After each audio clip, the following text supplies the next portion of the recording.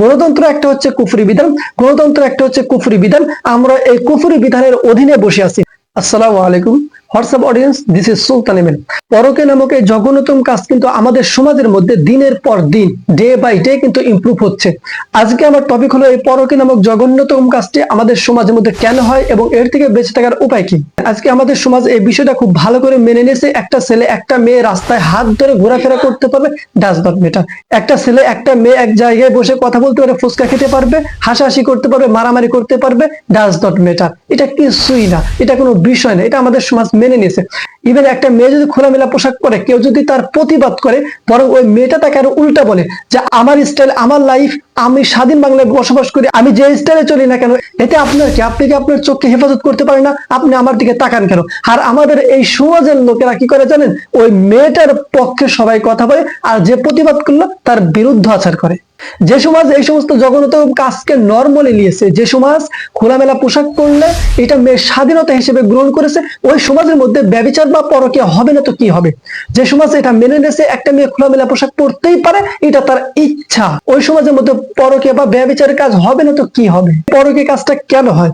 দেখেন, 1400 বছর আগে আল্লাহ পাক রব্বুল আলামিন কিন্তু তিনার দেওয়া কোরআনুল কারীমের মধ্যে এই কথাটা স্পষ্টভাবে বলেছেন, হে নবী, আপনি মুমিন পুরুষদেরকে বলুন তারা যেন তাদের দৃষ্টিশক্তিকে অবনত রাখে এবং লজ্জাস্থানে হেফাজত করে। হে নবী, আপনি মুমিন নারীদেরকে বলুন তারা যেন তাদের দৃষ্টিশক্তিকে অবনত রাখে এবং লজ্জাস্থানে হেফাজত করে। আজকে আমাদের ভিতরে এই আয়াতের উপর আমল নাই। আজকে আমরা আমাদের দৃষ্টিশক্তিকে অবনত রাখি না, লজ্জাস্থানে হেফাজত করি না, যে কারণে আমাদের সমাজের লোকেরা খুব সহজে পরকীয়া বা জিনা কাজের মধ্যে লিপ্ত হয়।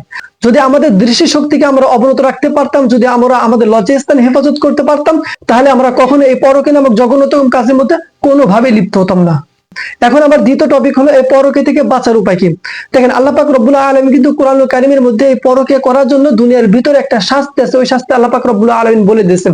আল্লাহ পাক রব্বুল আলামিন কিন্তু স্পষ্টভাবে বলেছেন, যদি কোনো ব্যক্তি পরকীয়ার মধ্যে লিপ্ত হয় তাহলে তাকে মাথা পর্যন্ত গর্ত করে সেখানে রেখে দূর থেকে পাথর নিক্ষেপ করে হাজার হাজার মানুষের সামনে তাকে মেরে ফেলো। তো এই হাজার হাজার মানুষ যারা এই মৃত্যুর অবস্থাটা দেখবে যে পরকীয়া করলে এরকম শাস্তি, মাথা পর্যন্ত গর্ত করে সেখানে রেখে দূর থেকে পাথর নিক্ষেপ করে একজন তাজা ব্যক্তিকে মারা হবে, এই শাস্তির দৃশ্যটা যতগুলো লোক দেখবে ততগুলো লোকই তাদের বাকি জীবনে কোনোদিন কোনোভাবে পরকীয়া বা জিনা কাজের মধ্যে লিপ্ত হওয়ার ইচ্ছা পোষণ জীবনেও করবে না। তখন তারা বুঝে নেবে আমি যদি পরকীয়া করি তাহলে আমাকেও এই একই শাস্তি দেওয়া হবে। আজকে আমাদের দেশের মধ্যে এই শাস্তিটা নাই।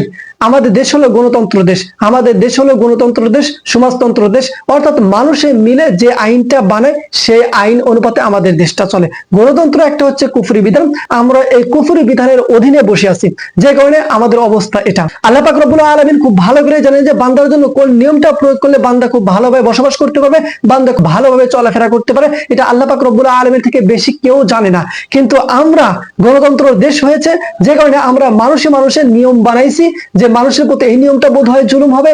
আল্লাহর দেওয়া নিয়মকে আমরা যখন উপেক্ষা করে মানুষের মন করা নিয়মকে জারি করেছি, তখন আমরা এই সমস্ত ব্যভিচার, তখন আমরা এই সমস্ত গুনাহ কাজ, তখন আমরা এই সমস্ত পরকীয়ার সম্মুখীন হই। যদি বাংলাদেশ সরকার কোনোভাবে আল্লাহর দেওয়া এই বিধানটা যদি জারি করতে পারে, আমি গ্যারান্টি দেব, আমি 100% গ্যারান্টি দিয়ে বলতে পারি, ইনশাআল্লাহ বাংলাদেশের ভিতরে একদিন না একদিন পরকীয়া নামক এই জঘন্যতম কাজটি বাংলাদেশ থেকে অবশ্যই দূর হবে এবং অচিরেই দূর হবে।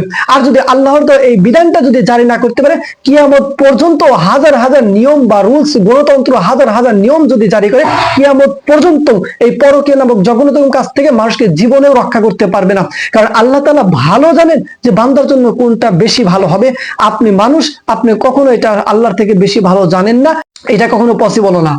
আমি জানি বাংলাদেশ একটা গণতন্ত্র দেশ, তারপরও যদি আপনি আল্লাহর দেওয়া এই বিধানটা যদি আপনি জারি করতে পারেন, তাহলে আমি 100% গ্যারান্টি দিয়ে বলতে পারবো অচিরে আমাদের দেশ থেকে পরকীয়া বা জিনা নামক কাজটি দূর হয়ে যাবে ইনশাআল্লাহ।